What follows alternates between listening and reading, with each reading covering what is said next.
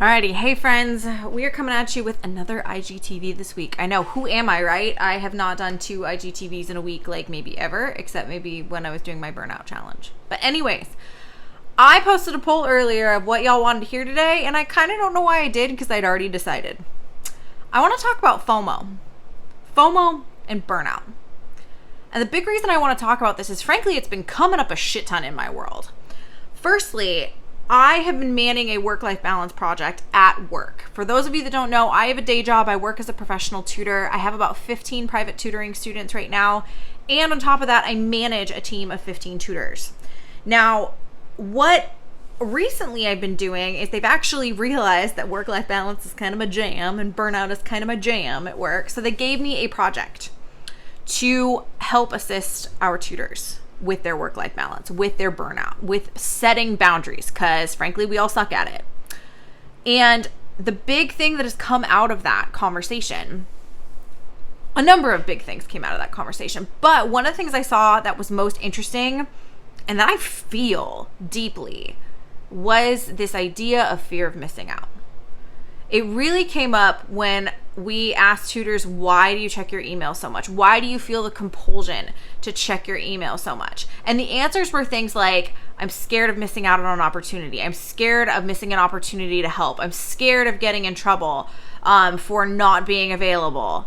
You know, it's all of these fears of, if I'm not available, XYZ will happen. I'll miss an opportunity. I won't be able to serve as best I can, and so on and so forth. And, you know, we are in a service industry in the work that I do, and so many of you on here are business owners and service providers in some capacity, whether you're a business owner or not. And I'm sure we all feel that. Like, that's our big motivation for why we are always available. And then there's some other stuff that can come up that's kind of another side of FOMO.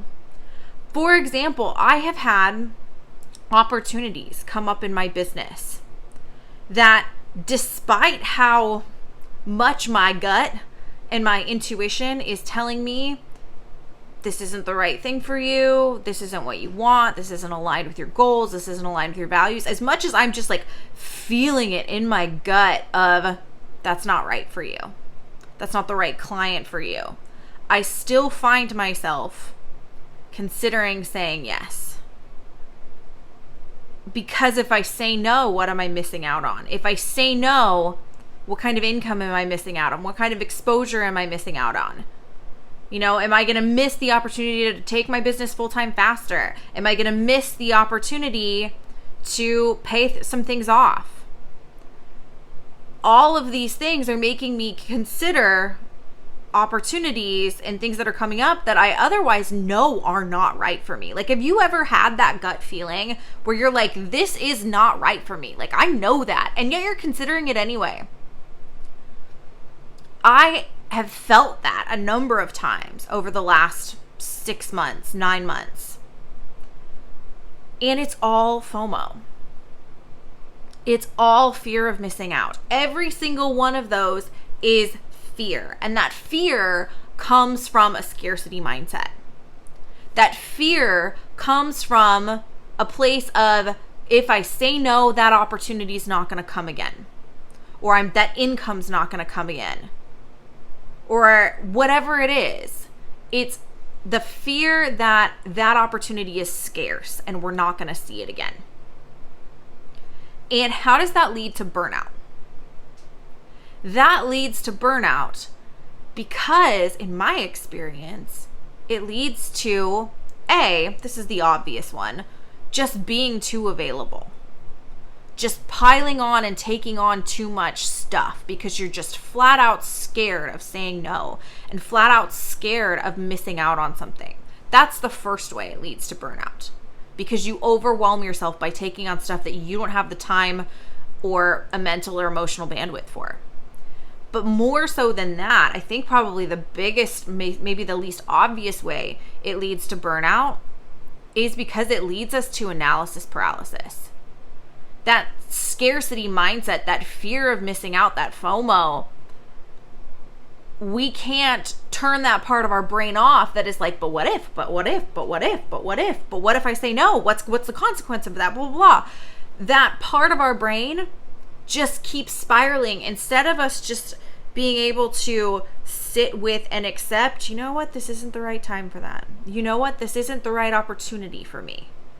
Instead of just being able to accept that and move on, we analyze. Analysis paralysis is one of my favorite phrases. We get into analysis paralysis and we just can't let it go. And does that not sound exhausting in and of itself?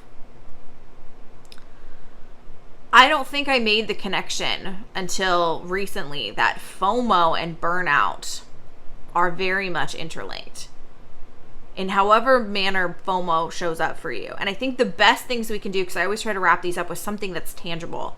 One of the best things that we can do in my experience is to learn how to tap into our intuition and our gut more. And how I've found helps me do that is meditation and journaling. I used to say prior to becoming an avid meditator that I had no intuition. I used to joke that my mom is the intuition that I don't have. She used to know I was going to break up with someone long before I ever did. Thanks, Mom. But I used to think I had no intuition. And then I started meditating. And what meditating did for me is it shut my brain off long enough for me to start to hear that intuitive voice. You know, your intuition, who was it? Somebody said at one point, I think it was something like, your intuition whispers and your conscious mind is yelling. So we never hear our intuition because it's just like this little whisper in the background. But when we meditate, it turns up the volume on that.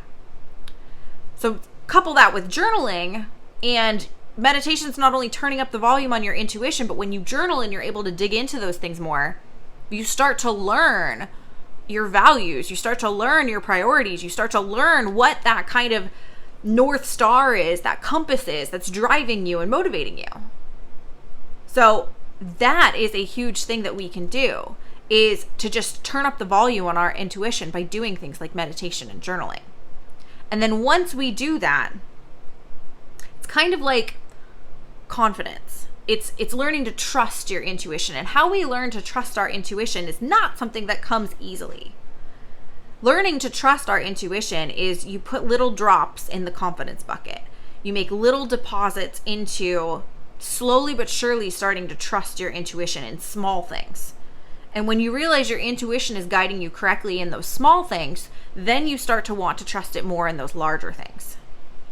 So starting small, starting easy, learning to trust your intuition about, I don't know, what coffee drink you want or what ice cream flavor you want. Those small drops in the confidence bucket are going to help you trust your intuition more until you start trusting it with larger things as well. So the takeaways from today is FOMO is huge for burnout.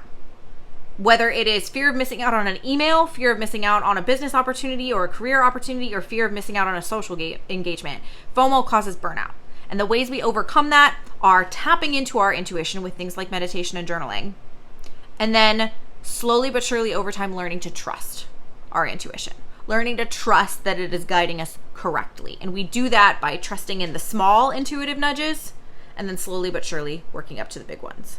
I talked for less than 10 minutes. It was still a little bit longer than I meant for it to be, but I talked for less than 10 minutes. I'm going to wrap this sucker up. Happy Friday, everybody, and I'll talk to you soon.